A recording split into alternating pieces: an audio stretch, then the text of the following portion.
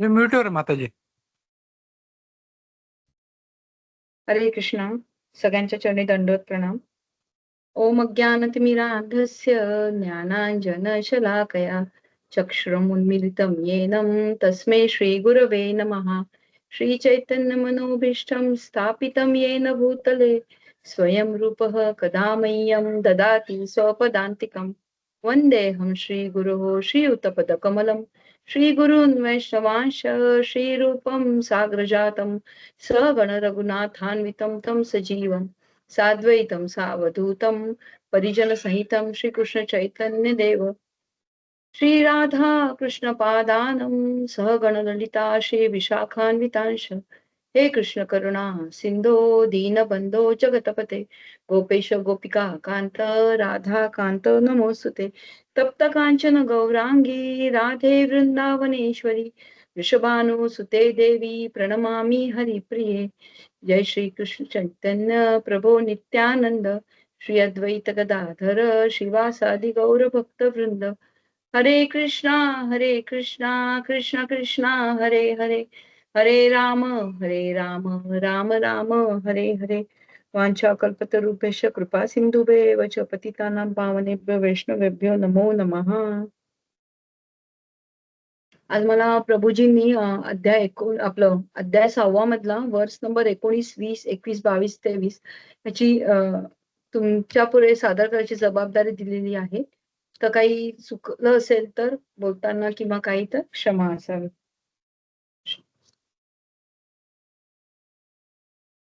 हरे कृष्ण. प्रभूजी सुरू करू ना? येस माताजी. अध्याय 6 श्लोक 19. यथा दीप निवास्तस्थो न इंगते सोमपा स्मृता योगिनो यत चित्तस्य युञ्जन्तो योग आत्मनः. यथा दीपो निवातस्थो न इंगते सोमपस्मृता योगी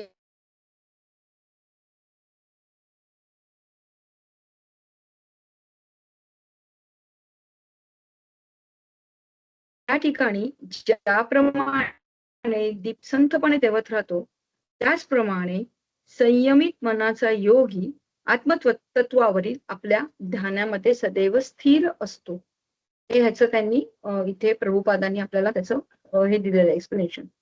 आता आतापर्यंत जो अध्याय 6 आहे ध्यान योग, त्यामध्ये असं आपण बघितलंय की एखादा जो ध्यान योगी असतो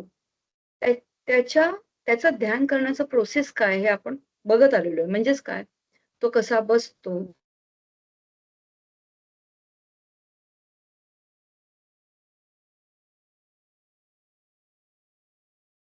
ध्यान योग मध्ये बघत आलो. बरोबर. आता जो लास्ट वर्स होता 6.18, हा बरोबर 6.18 मध्ये आपण काय पाहिलं की एखादा योगी असतो, कृष्णाने सांगितलं की तो योगी सक्सेसफुल कसा होतो. तर त्याचे 2 पॉइंट्स आहेत सक्सेसफुल योगी होण्याचे. तर जो योगी, पहिला पॉइंट आहे, जो योगी असतो तो फुल डिटर्मिनेशन करून आपलं मन, बुद्धी आणि अहंकारला कंट्रोल करतो. हा फर्स्ट पॉइंट आहे. दुसरा पॉइंट असा आहे, हे सगळं कंट्रोल केल्यामुळे ऑटोमॅटिक तो भौतिक इच्छापासून मुक्त होतो. हा सेकंड पॉइंट आहे. आणि हे जेव्हा 2 पॉइंट येतात त्याच्यानंतरच तो योगी सक्सेसफुल होतो, असं आपण असं लास्ट श्लोकामध्ये बघितलं. आणि परंतु जो कृष्ण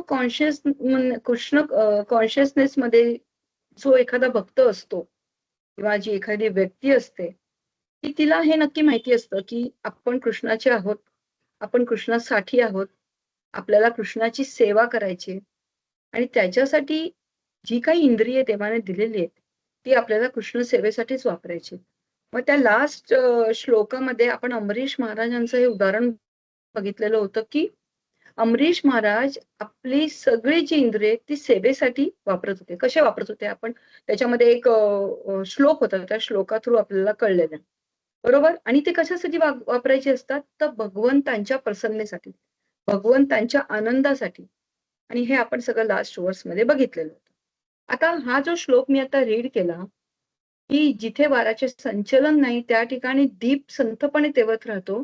त्याचप्रमाणे संयमित मनाचा योगी आत्मतत्वावरील आपल्या ध्यानामध्ये सदैव स्थिर राहतो.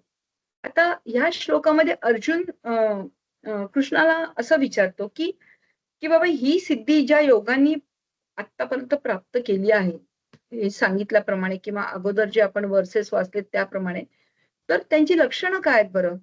कुठली लक्षणं आपण समजायची की त्यांनी ही सिद्धी प्राप्त केली? तर काही लक्षण त्यांनी एक लक्षण आपल्या भगवान श्रीकृष्णाने याच्यामध्ये सांगितलेलं आहे. आणि इथे ते त्या लक्षणामध्ये ना भगवान श्रीकृष्ण एका प्रज्वलित दिव्याचं उदाहरण देतात. बरोबर? की जो दिवा प्रज्वलित केला गेला आहे त्याचं उदाहरण त्यांनी इथे दिलेलं आहे, की सिद्ध योगी काय असायची लक्षणं काय आहेत त्याच्यामध्ये हे उदाहरण त्यांनी दिलेलं आहे. तर इथे दिव्याला आपल्या मनाची उपमा दिलेली किंवा आपल्या मनाबरोबर इथे दिव्याला कंपेअर केलेलं आहे. म्हणजेच काय, दिवा जेव्हा प्रज्वलित होतो, तेव्हा ऑटोमॅटिक आपण आपल्या मनाला कृष्णाबरोबर कनेक्ट करतो. परत त्यांचं चिंतन करतो, त्यांची भक्ती करतो. ह्याचाच अर्थ आहे की दिवा आपला प्रज्वलित झालेला आहे. बरोबर? आणि नंतर इथे काय म्हणाले, की जिथे वाऱ्याचे संचलन नाही. पण मला सांगा, वारा हा सगळ्या ठिकाणी असतो. वाऱ्याचे संचलन तर सगळ्या ठिकाणी आहे. म्हणजेच वारा सगळीकडेच वाहत असतो. तर त्याच्यामध्ये असं दिलेलं आहे, की हा वारा वाहतोय म्हणजे दिवा विझणारच. बरोबर? आता पहिल्या काळी कसं होतं, इलेक्ट्रिसिटी सगळीकडे नव्हती. तेव्हा एक असा लाल टेन वापरायचे, म्हणजे असा कंदील असायचा. ज्या कंदिलामध्ये एक आत दिवा असायचा छोटा आणि आत कंदील चारी बाजूने काचेने वेढलेला असायचा. म्हणजे त्याला काचेचं कव्हर असायचं आणि आतमध्ये तो दिवा असायचा. कितीही वारा येऊ दे, पण बाजूच्या कव्हरमुळे किंवा जो आपण आवरण म्हणू त्याच्यामुळे तो दिवा कधीच विझायचा नाही. कारण तो चारी बाजूनी बंद असायचा. म्हणजेच काय, तो डिस्टर्बच नाही व्हायचा दिवा. कारण तो काचेने बंद होता.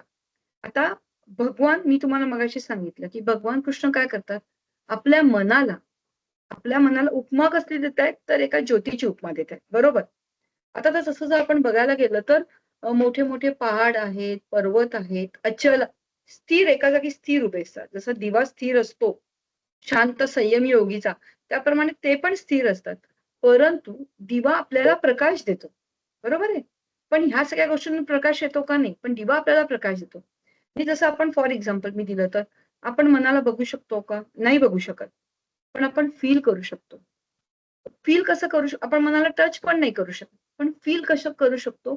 तर त्याची शक्ती, त्याची पॉवर त्याने आपण अनुभवू शकतो. त्याचप्रमाणे ती जी ज्योती आहे छोटी, तिला पण आपण प्रकाशाद्वारे अनुभवू शकतो. बरोबर? म्हणजे इथे कृष्णांनी सांगितल्याप्रमाणे, भगवान त्यांनी सांगितल्याप्रमाणे, जर आपले मन ही ज्योती असेल, तर वायू म्हणजेच काय झालं? तर वायू म्हणजे झालं कामना. वायू म्हणजे झालं विकार.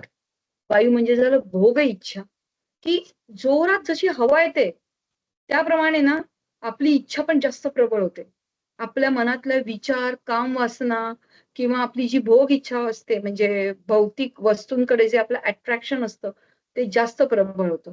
आणि काय होतं त्याच्यामुळे त्या जोरदार येणाऱ्या वाऱ्यामुळे आपण जो प्रज्वलित ज्योती केलेली आहे भक्तीची, ती विझण्याची शक्यता असते आणि ती विझतेच राहतात. कारण का? ती आपल्या मनाला एकाग्रच होऊन देत नाही. त्या वाऱ्यामुळे ती विझते. ती एकाग्र होऊन देत नाही आपल्या मनाला आणि त्याच्यामुळे ऑटोमॅटिक आपण कृष्णाकडून डिस्कनेक्ट होतो. हे कृष्णाचं जे कनेक्शन आपण चांगलं बनवलेलं असतं, ते आपण डिस्कनेक्ट होतो कृष्णाकडून. कारण का? आपल्याला ती ज्योती एकाग्र करूनच देत नाही. ती ज्योती नाही, ती हवा आपल्याला एकाग्र करून देत नाही. कारण आपण इतक्या भौतिक विषयांमध्ये गुंतलेलो असतो, सांसारिक गोष्टींमध्ये गुंतलेलो असतो, की ही जी भक्तीची ज्योती लावलेली आहे, ती विझून जाते. कारण आपलं लक्ष तिकडे असतं. आपलं लक्ष कृष्णाकडे नसतं.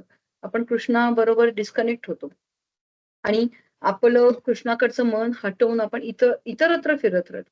मग आता मला सांगा, या अध्यायाप्रमाणे, या श्लोकाप्रमाणे जर आपल्याला कृष्णाशी कनेक्ट राहायचं असेल, तर काय करायचं असेल? म्हणजे योगी जे करतात ते निवांत स्थानी जिथे कामना, भोग इच्छा, वासना, एन्जॉयमेंट सगळ्यात महत्वाचं एन्जॉयमेंट नसेल आणि तिथे फक्त एकच आपली इच्छा असेल आणि कामना असेल ती म्हणजे कृष्णाची सेवा. अशा ठिकाणी आपल्याला जावं लागेल म्हणण्यापेक्षा असं ह्या सगळ्या इच्छा जर ऑटोमॅटिक लांब केल्या तर ऑटोमॅटिक आपण त्या निवांत स्थानी जातो आणि आपलं चित्त कृष्णाकडे कनेक्ट राहतं. आता इथे एक दिलेलं आहे योगिनो यत चित्तस्य. यत चित्तस्य म्हणजे ज्यांचे मन संयमित आहे.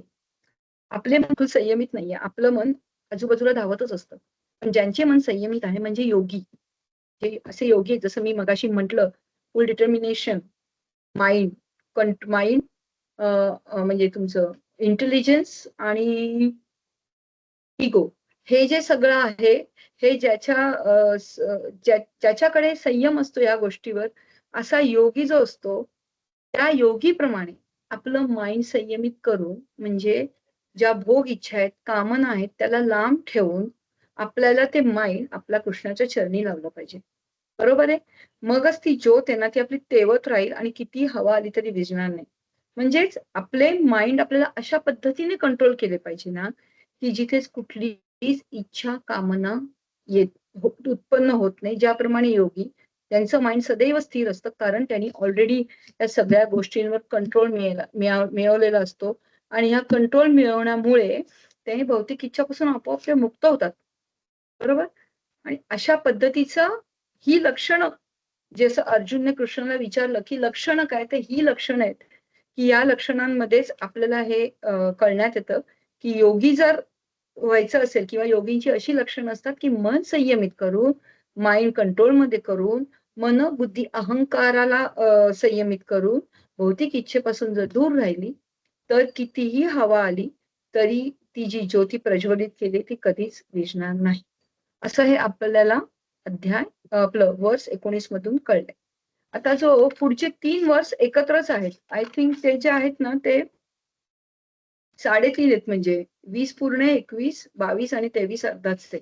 मी वाचते मग आपण याच्यावर थोडंसं डिस्कस करू शकतो. यत्र उपरमते चित्तम निरुद्धं योगसेवया यत्र चैवात्म आत्मानं पश्यन् आत्मानि तुष्यति सुखम आत्यंतिकं यत्तत् बुद्धिग्राह्यमतीन्द्रियं वेत्ति यत्र न चैवाय स्थितश्चलति तत्त्वतः यं लब्ध्वा चापरं लाभं मन्यतेनाधिकं ततः यस्मिन् स्थितो न दुःखेन गुरुणापि विचाल्यते तं विद्या तं विद्यात दुःख संयोगं वियोगं योग सद्नितम. असे हे 3 श्लोक आहेत. तर त्या श्लोकांचं त्यांनी हे दिलं अर्थ योग अभ्यासाद्वारे मनुष्याचे मन जेव्हा सांसारिक मानसिक क्रियांपासून पूर्णपणे संयमित होते तेव्हा त्या अवस्थेला परिपूर्ण समाधी असे म्हणतात. हे पूर्ण वाचून घेते मग सांगते. या समाधी अवस्थेचे लक्षण आहे की यामुळे मनुष्य विशुद्ध मनाद्वारे आत्म्याचे अवलोकन करण्यात आणि आत्म्यामध्ये संतुष्ट होण्यात व आनंद प्राप्त करण्यास समर्थ होतो. त्या आनंदमय अवस्थेत दिव्य इंद्रियाद्वारे साक्षात्कार झालेल्या अमर्याद दिव्य सुखामध्ये मनुष्य स्थित होतो आणि याप्रमाणे स्थित झाल्यावर सत्यापासून कधीच टळत नाही आणि त्या सत्याची प्राप्ती झाल्यावर याहून अधिक श्रेष्ठ असे काही त्याला वाटतच नाही. अशा अवस्थेमध्ये स्थित झाल्यावर मोठ्या मोठ्या संकटांमध्ये तो विचलित होत नाही आणि भौतिक संसर्गामुळे निर्माण होणाऱ्या दुःखापासून हीच यथार्थ वास्तविक मुक्ती आहे. आता पहिलं जे आहे त्यांनी काय दिलं बघा. मी एक जस्ट कारण हे खूप तसं कठीण आहे. मी 2 लाईन रीड करून मग सांगायचा प्रयत्न करते. योग्याभ्यासाद्वारे मनुष्याचे मन जेव्हा सांसारिक मानसिक क्रियांपासून पूर्णपणे संयमित होते तेव्हा त्या अवस्थेला परिपूर्ण समाधी असे म्हणतात. आता जसं की या श्लोकामध्ये भगवान असं सांगतात की आपले माइंड जर कंट्रोलमध्ये असेल तरच आपल्याला आनंद मिळतो. बरं, आता जसं एक्झाम्पल द्यायचं तर एक 4-5 वर्षांचा मुलगा आहे. तो मुलगा शाळेत गेला, बरोबर? शाळेतून घरी आला, नाश्ता केला, जेवलं, जे काय असेल ते. मग खेळायला बाहेर गेला. खूप वेळ खेळला. आई हाक मारते, आई बोलवते, की "आता बस कर, घरी ये, अभ्यास कर." मुलगा म्हणतो, "नाही आई मला खेळायचंय. कारण या खेळण्यात मला खूप आनंद मिळतो. मला काही घरी येऊन अभ्यास करायचा नाही." आई म्हणते, की "अरे हा जो अर्धा तासाचा तू आनंद खेळण्यामध्ये घेणार आहेस ना, त्याच्याऐवजी अभ्यास कर. जर अभ्यास केला तर पूर्ण जीवनामध्ये तुला आनंद मिळेल आणि जर खेळत बसलास तर तुला कधीच आनंद मिळणार नाही." पण हे जर तो मुलगा ऐकतो आणि जर त्या अर्ध्या तासामध्ये खेळण्यामध्ये न गुंता येऊन घरी अभ्यास करेल, तर खरंच त्याला जीवनभर आनंद मिळेल. ह्याच्यामध्ये आपल्याला काय सांगायचंय, की ह्या संसारात आपण आपल्या मनाच्या इच्छेनुसार खेळत असतो. म्हणजे मी इथे पॅरेंट्स म्हणून किंवा आई म्हणून कृष्णाला संबोधते आणि एक लहान मुलं म्हणजे मी आपल्या सर्वांना संबोधते, की आपण संसारात मनाच्या इच्छेनुसार खेळत असतो. म्हणजेच आपल्या मनाची इच्छा एका खेळण्यानुसार आहे. म्हणजे जसं फॉर एक्झाम्पल भगवान सांगतायत, की "अरे हे सोड. हे सगळं नकली आहे. ह्याच्यात आनंद नाहीये आणि तुला संपूर्ण जीवनासाठी ह्याच्यातनं आनंद मिळणारच नाही. जर तुला संपूर्ण जीवनासाठी आनंद मिळवायचा असेल, तर अभ्यास कर." आता अभ्यास म्हणजेच नक्की काय? तर भगवद्गीता जी दिलेली आहे, यथारूप भगवद्गीता ती रीड कर. त्याने तुझं भविष्य सुधारेल. म्हणजेच काय, की तुला ज्ञान प्राप्त होईल आणि ऑटोमॅटिक ना तुझं एक खेळणं कमी होईल. काय असतं, आपण काय करतो, एक खेळणं झालं, की दुसरं खेळणं घेतो. दुसरं झालं, की तिसरं. असं आणि बरं असंही नाही, एक खेळणं झालं, की त्याच खेळण्यावर खेळतो असं नाही. तर ते बोर होतं मग दुसरं घेतो आणि असंच आपलं जीवन संपून जातं. आता इथे खेळणं म्हणजे काय, की आता हे जे संसारी लोक, जे आपण भक्त नाही, संसारी लोक जे आहेत ना, या सगळ्यांना भक्ती नको असते. त्यांना हवं असतं फक्त एन्जॉयमेंट, फक्त एन्जॉयमेंट आणि मग एक एन्जॉयमेंट झाली की बोर होतात. जसं फॉर एक्झाम्पल एखादी व्यक्ती धरा, लॅपटॉप झाला, फोन झाला, मोबाईल झाला. एक बघा ना, मोबाईल खराब झाला लगेच दुसरा मोबाईल घेतो. संपलं त्याचं काम, दुसरा मोबाईल घेतला. शहर म्हणजे एखाद्या शहरात आपण राहून कंटाळलो, की दुसऱ्या शहरामध्ये कामानिमित्त शिफ्ट होतो, बरोबर? बोर झालो त्या शहराला, दुसऱ्या शहराला शिफ्ट झालो. दुनिया, दुनियामध्ये पण तेच होतं. एकदम साधं उदाहरण घ्या तर मौसम. इतका पाऊस पडतो, इतका पाऊस पडला, की आपण कंटाळलो त्या आत्ताच पावसाला, बरोबर? मध्ये ऊन होतं. तेव्हा अरे किती ऊन, कधी पाऊस पडणार? मग थंडी येईल. म्हणजे मौसम म्हणजे जो वेदर आहे, ते पण सतत चेंजेस होत असतात आणि आपण प्रत्येक गोष्टीला बोर होत जातो. जसं मी खेळण्याचं उदाहरण दिलं, तर इथे मला हे म्हणायचंय. कपडे सुद्धा आपण खूप दिवस तेच कपडे नाही घालत. आपण नवीन कपडे घेतो.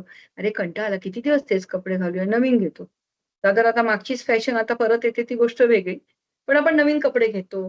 नात्यांमध्ये पण आपण असं होतं, म्हणजे पती-पत्नीचा जो संवाद असेल, तो योग्य चालत असेल, तर ते आपल्याला नातं आनंदाचं वाटत नाही, तर त्या गोष्टीला आपण थोडं कंटाळतो. काय रोज-रोज त्याच गोष्टीवर वाद घालायचे, की जे असेल ते. आणि ह्या सगळ्यापासून बोर होतो म्हणजेच कंटाळा येतो. म्हणून तर कृष्ण सांगतायत ना, की असं नको करू. त्याच्यापेक्षा तू भगवद्गीता रीड कर.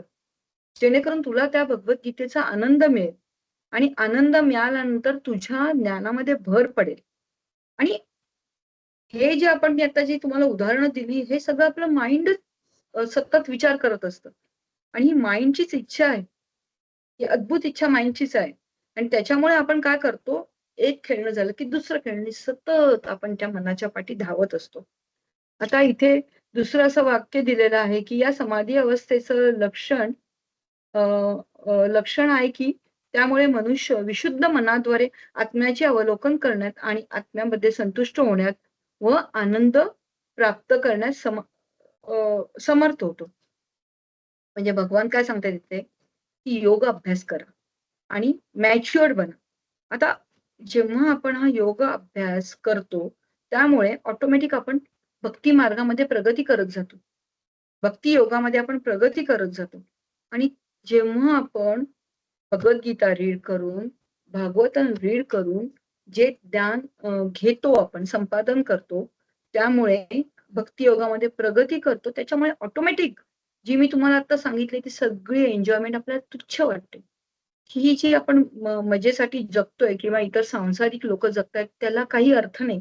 ती सगळी तुच्छ वाटते आणि आपल्याला फक्त एकच कळतं, एकच आनंद आहे, भक्ती म्हणजे भगवानांची भक्ती.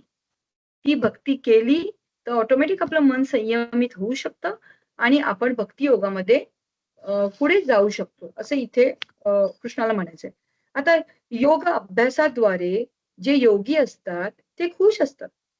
मी तुम्हाला मगाच्याच ह्याच्यामध्ये सांगितलं की त्यांना 2 गोष्टींमुळे सांगितलंय आणि एक तर त्यांना माइंड कंट्रोल, मन, बुद्धी, अहंकार हे सगळं कंट्रोलमध्ये असल्यामुळे त्यांना बाकीच्या इतर गोष्टी तुच्छ वाटतात. त्यांना भौतिक गोष्टींमध्ये काही इंटरेस्ट नसतो आणि ऑटोमॅटिक त्यांना आकर्षणच नसतं. त्यामुळे भक्ती योगात ते पुढे-पुढे चालत राहतात आणि हळू त्यांना त्या भक्ती योगाचा आनंद मिळत राहतो. आता जसं मी एक एक्झाम्पल देते, की रसगुल्ला असतो. एकदम गोड पूर्ण त्या पाकामध्ये कसल्या साखरेच्या पाकामध्ये बुडवलेला रसगुल्ला. हा आपण मस्त खाल्ला, बरोबर? आणि त्यावर आपण दूध प्यायलं, राइट? बरं त्या दुधात साखर, गूळ जे काय असेल ते सगळं घालून प्यायलं. तरी पण तेवढी गोडी लागणार आहे का, जेवढी आपला रसगुल्ला खाण्याने लागली? कितीही साखर आहे, तरी पण हा रसगुल्लाच जास्त गोड आहे. कारण तर भक्ती योगमध्ये पण असंच आहे, की त्याच्यात इतका आनंद आहे, की या ज्या मटेरिअलिस्टिक गोष्टी ह्या तुम्हाला एकदम त्याच्या पुढे कमी वाटतील.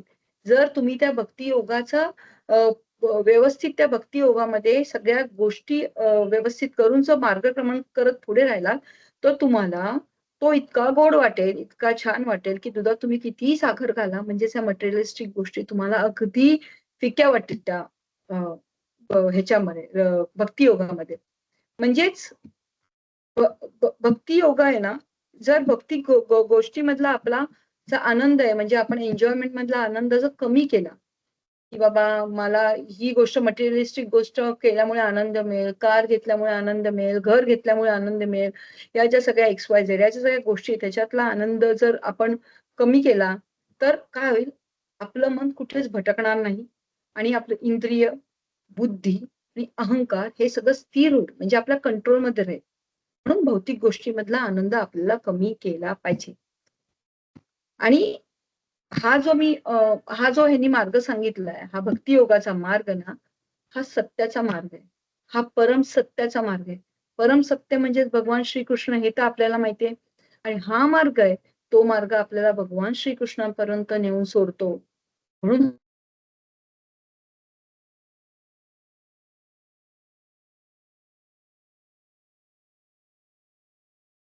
आता म्हणजे म्हणून विचारले, की आनंद प्राप्त करण्यास समर्थ होतो. त्या आनंदमय अवस्थेत दिव्य इंद्रियाद्वारे साक्षात्कार झालेल्या अमर्याद दिव्य सुखामध्ये मनुष्य स्थित होतो. मनुष्य स्थित होतो. आता कसं आहे, मन जे काय आहे ते भगवानांशिवाय कुठेही जाऊ शकत नाही. म्हणजे जसं फॉर एक्झाम्पल आपण जर नीट जप केला किंवा नीट कृष्ण सेवा केली, तर 101% आपल्यावर भगवत कृपा होणार. अगदी गॅरंटेड आहे. म्हणजे आता इथे एक उदाहरण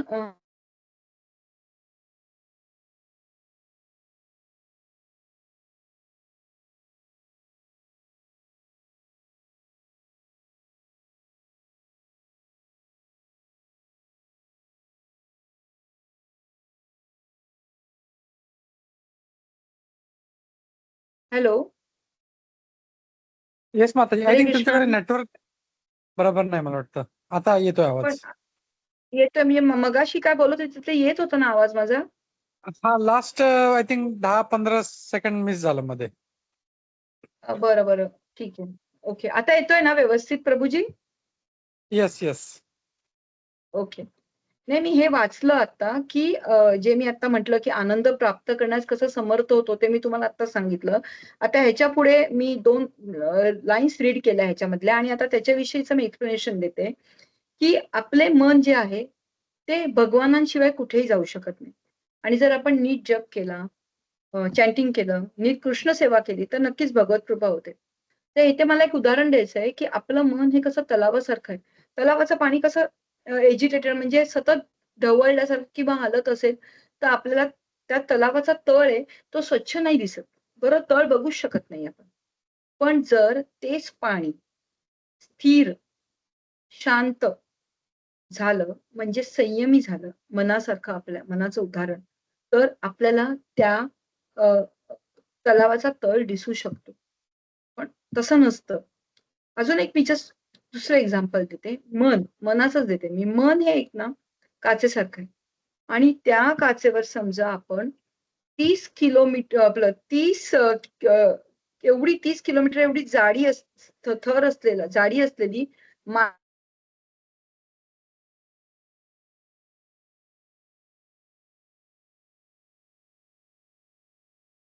कृष्णा प्रभूजी ऐकायला येतंय ना? हा, मध्ये मध्ये असं हे होत आहे. हा तेच मला इकडे असं लाईन येते पण मिनिट. एक मिनिट.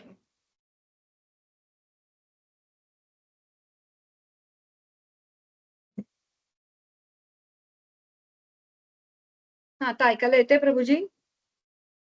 Yes yes. हरे कृष्ण. हा जर हा मी काय आता म्हणत होती, एक काच आहे, काच म्हणजे आपलं मन, त्याच्यावर जर आपण 30 किलोमीटर एवढी जाडी लेअर असलेली माती टाकली, बरोबर, आणि त्यात 2 ते 4 लेअर आपण ती माती काढून घेतली, तर ऍक्च्युली बाकीच्या असं म्हणजे एवढ्या मातीमधली एवढीच माती काढून घेतली तर काय फरक पडतो, पण तसं नाहीये. तेवढी माती गेली तरी खूप फरक पडतो. म्हणजे जसं फॉर एक्झाम्पल मला इथे तुम्हाला हे सांगायचं होतं की डिवोटीज म्हणतात किंवा की आम्ही इतके वर्ष भजन करतो, इतके वर्ष चॅन्टिंग करतो, पण त्याचा काही फरकच पडत नाही. बरोबर आहे? पण असे नाही. थोडाफार तरी फरक पडत असतो आपल्या गोष्टींमध्ये, आपल्या वागण्या बोलण्यामध्ये किंवा आपलं आपलं माइंड आपण कसं कंट्रोलमध्ये करू शकतो ह्याच्यामध्ये थोडाफार तरी फरक पडत असतो. आणि जेव्हा आपण कंटिन्युअस या प्रोसेसमध्ये राहतो, म्हणजेच काय, जेव्हा ही माती पूर्ण निघून जाईल आणि जेव्हा ती काच स्वच्छ आपल्याला दिसेल, म्हणजे आपलं माइंड जेव्हा स्वच्छ होईल, शुद्ध होईल, पवित्र होईल, तेव्हाच आपल्याला कृष्णाची भक्ती मिळेल आणि आपलं माइंड त्यावेळेस शुद्ध आणि पवित्र होईल. बरोबर? म्हणजे ही आपल्या मनावर बसलेली धूळ जी आहे ती आपल्याला थ्रू चॅन्टिंग, थ्रू सेवा, थ्रू असोसिएशन आपल्याला ही काढणं खूप गरजेचं आहे. तर म्हणून आपण रोज सकाळी शिक्षा अष्टकम म्हणतो, त्याच्यामध्ये चैतन्य महाप्रभू हेच म्हणतात ना, चेतो दर्पण मार्जनम. म्हणजेच काय, आपल्या मनाचा आरसा स्वच्छ करणं सतत हे गरजेचं असतं आणि ते केले की आपल्याला मुक्ती ऑटोमॅटिक मिळते. आणि म्हणूनच जेव्हा आपलं हृदय म्हणजे आपलं माइंड जेव्हा स्वच्छ होईल, तेव्हाच आपण ब्रह्मसुखाचा अनुभव आहे हा घेऊ शकतो. आता ह्याच्यामध्ये दिलेलं आहे, याप्रमाणे स्थित झाल्यावर सत्यापासून कधीच ढळत नाही आणि त्या सत्याची प्राप्ती झाल्यावर याहून अधिक श्रेष्ठ असेल असे काही वाटतच नाही. म्हणजेच काय, एखाद्या भक्ताला जेव्हा कृष्णावर प्रेम होते, तेव्हा तो भक्त कृष्णासाठी कुठलीही सेवा करू शकतो आणि त्याच्यामधून जो त्याला मिळणारा आनंद आहे ना, तो आनंद आपल्याला कुठेच शोधता येत नाही. समजा आपण एखाद्या भाजीमध्ये मीठच नसतं, ते टेस्टी लागणार आहे का? नाही. तसंही कृष्णाचं प्रेम आहे. त्याप्रमाणे आपण जितकी जास्त प्रेम कृष्णावर करू, तेव्हा तेवढं जीवनामध्ये आपल्याला जास्त सुख मिळेल. तर पुढे हे म्हणतायत, की अशा अवस्थेमध्ये स्थित झाल्यावर मोठ्या-मोठ्या संकटांमध्येही विचलित होत नाही आणि भौतिक संसर्गामुळे निर्माण होणाऱ्या दुःखापासून हीच यथार्थ वास्तविक मुक्ती आहे. म्हणजे अशी अवस्था जी अ, मोठ्या-मोठ्या संकटामध्ये विचलित होत नाही. तर प्रभुपाद असे म्हणतात, की कितीही संकट येऊ देत, काहीही झालं, तरी हा भक्ती मार्ग सोडायचा नाही आणि या भक्ती मार्गातून आपण कधीही विचलित व्हायचं नाही. त्या संकटांना ऑटोमॅटिक आपल्याला संकटांना तोंड देण्यासाठी ऑटोमॅटिक बळ ह्या भक्ती मार्गामधूनच, भक्ती योगामधूनच आपल्याला मिळत असतं. म्हणून कितीही संकट आले तरी विचलित व्हायचं नाही. मन संयमित ठेवून त्या संकटावर मात करायचा प्रयत्न करायचा. आता लास्ट लाईन त्यांनी दिली भौतिक संसर्ग. भौतिक संसर्ग म्हणजे काय? जेव्हा म्हणजे before coming to Krishna consciousness, Krishna consciousness मध्ये येण्याच्या अगोदर आपल्यामध्ये पूर्ण अविद्या होती. म्हणजे काय? आपण अविद्यामध्ये फसलेलो होतो. की जेव्हा आपण आलो कृष्णा कॉन्शियसनेस मध्ये, चॅन्टिंग सुरू केलं, रीडिंग सुरू केलं, हिअरिंग सुरू केलं, भक्ती आपलं तुमचं भगवद्गीता रीड केली, आपला भागवतम रीड करायला लागलो, तेव्हा आपल्याला ऑटोमॅटिक कळलं, की एक्झॅक्टली परम सत्य म्हणजे काय आणि आपल्याला काय केलं पाहिजे. आणि तेव्हा जो जीव अविद्यामध्ये फसलेला असतो, पण ह्या सगळ्या आपण हे सगळं रीडिंग, चॅन्टिंग, असोसिएशन या सगळ्यामुळे आपली अविद्या नष्ट होते. आपल्या ह्या कलियुगामध्ये येण्याचा अर्थ आपल्याला कळतो आणि आपल्याला परमसुख आणि आनंद प्राप्त होतो. असं इथे म्हणायचं आहे या लोकांना. हे म्हणजे भौतिक संसर्ग. म्हणजे जे मी मगाशी सांगितले एन्जॉयमेंट वगैरे सगळं दूर सारून, हे सगळं दूर केल्यानंतर जे आपल्याला परमसुख आनंद प्राप्त होतो, त्याच्यासाठी आपल्याला कृष्णाची सेवा करणं खूप गरजेचं असतं. म्हणजेच आणि अविद्येपासून बाहेर अविद्येमध्ये जे आपण फसलेलो तिकडून दूर जाण्याचं गरजेचं असतं. ते कशामुळे होतं? तर रीडिंगमुळे किंवा हिअरिंगमुळे या गोष्टी होऊ शकतात. आता हे जे 3.5 श्लोक आपल्याला कृष्णाने सांगितलेले आहेत, त्या श्लोकांमध्ये भगवानांनी समाधीचं वर्णन केलेलं आहे. भगवानांनी योगीच्या समाधीचं वर्णन केलंय. म्हणजे समाधीचे स्वरूप, त्याच्यानंतर मिळणारं फळ ह्याचं वर्णन ते करतात. आता समाधी म्हणजे की मन जे आहे आपलं माइंड हे एकाच ठिकाणावर स्थिर करायचं. आपण नेहमीच म्हणतो की surrender to Krishna's lotus feet. ते एका ठिकाणावर स्थिर करणं खूप गरजेचं आहे. तर योग म्हणजेच काय? हे जे आपण आता वाचलं किंवा आपण ध्यान योग हा अध्याय बघतोय त्याचा अर्थच काय? भगवानावर एकाग्र चित्त करण्याचा अभ्यास म्हणजे योग. आणि जेव्हा आपलं भगवानावर चित्त एकाग्र होईल, आपलं माइंड जेव्हा संयमित असेल, योगचित्तस्य मगाशी सांगितल्याप्रमाणे, तर तेव्हा ऑटोमॅटिक ती व्यक्ती परफेक्ट होईल, भौतिक गोष्टींपासून ती दूर होईल आणि भगवानाशिवाय आपलं मन कुठेही रमणार नाही. आणि आपण जितकं चॅन्टिंग करू, जेवढं रीडिंग करू, जेवढं चांगलं भक्तांचं असोसिएशन करू, तेवढं आपल्याला त्या गोष्टींमधनं परम सुख आणि परम आनंद मिळेल. म्हणजेच आपलं जे हृदय आहे, आपलं जे चित्त आहे, आपलं जे मन आहे, ते ऑटोमॅटिक शुद्ध होईल. आपली मनाची चंचलता असते, आज इथे, उद्या तिथे, आज इथे, ती हळू लगेच नाही कमी होणार. जसं मी मगाशी मातीचं उदाहरण दिलं किंवा तलावाचं उदाहरण दिलं. तो जो गाळ बसतो, त्याच्यानंतर जेव्हा ते हळू स्थिर होतं, शांत होतं, तेव्हाच आपण बघू शकतो. हे हे सगळं घडायला खूप मोठी प्रोसेस लागते, खूप वेळ लागतो. आज मी चॅन्टिंगची माळ हातात घेतली म्हणजे उद्या माझं मन संयमी होईल तर नाही. आपल्याला चॅन्टिंगच्या माळेबरोबर ह्या गोष्टी सुद्धा करणं खूप गरजेचं आहे. तरच मन संयमी होईल आणि आपल्याला ते कृष्णाचरणी जास्तीत जास्त लावू तेवढा जास्तीत जास्त आनंद मिळेल. आणि आता मनाला कळलेलं आहे ना, की बाबा आपल्याला सुख कुठून मिळतंय? तर आपल्याला सुख मिळतंय या सगळ्या गोष्टींमुळे जे मी आता तुम्हाला सांगितलं. मग ऑटोमॅटिक माइंड सारखं तिथेच जात राहील ना. माइंड चॅन्टिंगमध्ये जाईल, माइंड हिअरिंगमध्ये जाईल. ऑटोमॅटिक माइंड तिथेच जात राहील. ह्याच्यासाठीच मी मनापासून आपल्या सगळ्यांना प्रार्थना करते, जे भगवान कृष्ण सांगतातच आहेत किंवा की चॅन्टिंगमध्ये जितकं तुम्हाला भावभक्तीने चॅन्टिंग करता येईल, तेवढं भावभक्तीने चॅन्टिंग करा. जेवढं तुम्हाला हिअरिंग करता येईल लेक्चर्स भगवद्गीता सारखे जे प्रभूजी आपल्यासाठी लेक्चर्स अरेंज करतात, त्या लेक्चर्स जितकं ऐकता येईल किंवा त्याच्याच लेक्चरला येण्या अगोदर आपण त्या परपट वाचला किंवा ते रीड केलं, तो लेक्चर अजून जास्त समजेल. किंवा सकाळचे भागवतमचे क्लास आपण जेवढे ऐकू आणि जेवढं चांगलं असोसिएशन घेऊ, तेवढं ऑटोमॅटिक आपलं भगवानांच्या चरणी मन स्थिर होईल आणि आपलं मन संयमी होईल आणि आपण भौतिक गोष्टीपासून दूर जाऊ. एवढं बोलून मी माझ्या वाणीला विराम देते आणि या गोष्टींमधनं काही चूक झाली असेल बोलताना, तर कृपया मला क्षमा करा. हरे कृष्ण. दंडवत प्रणाम.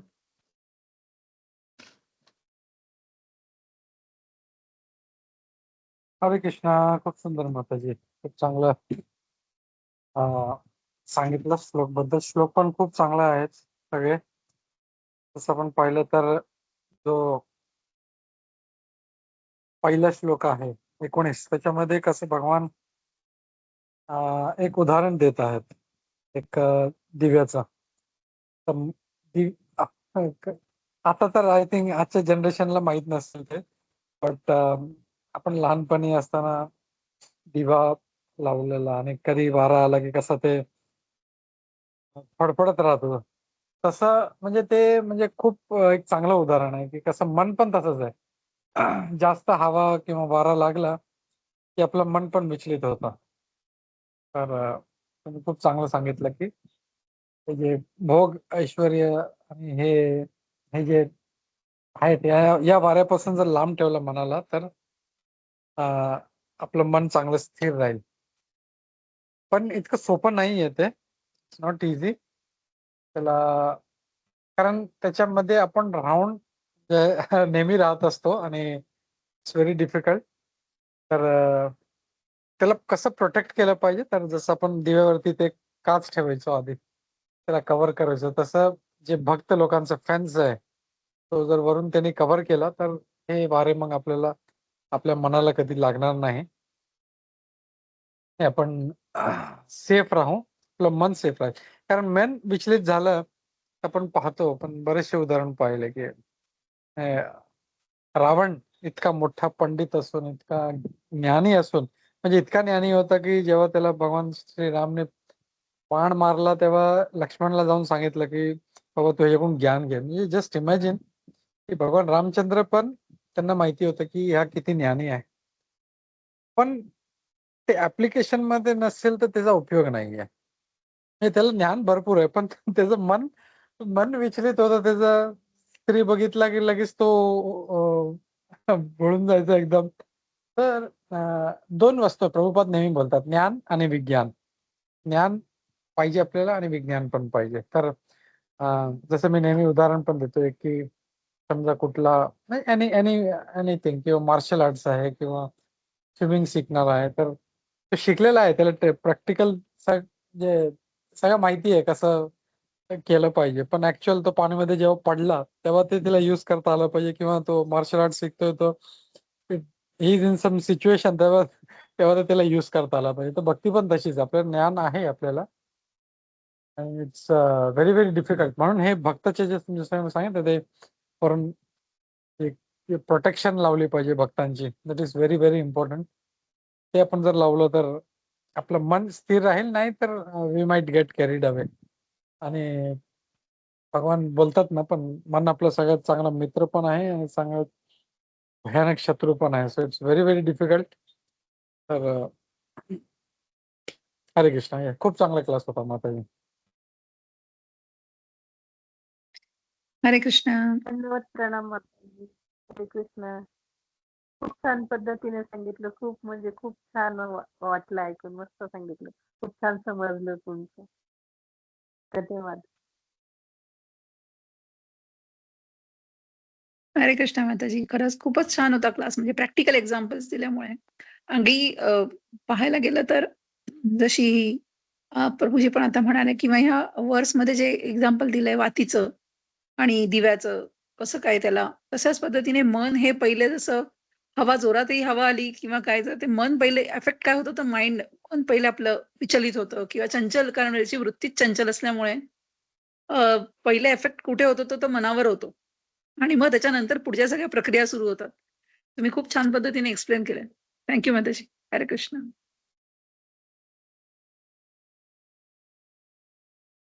हरे कृष्णा. खूप सुंदर. खूप सुंदर माताजी. जसं सगळं खरंच खूप सुंदर होतं एकदम. खूप छान वाटलं.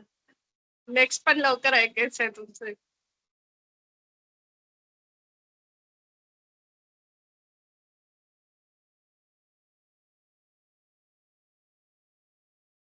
हरे कृष्णा माताजी.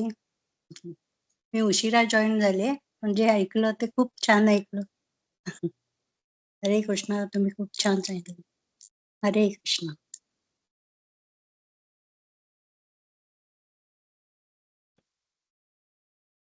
हरे कृष्णा. चला मग थांबूया इथे.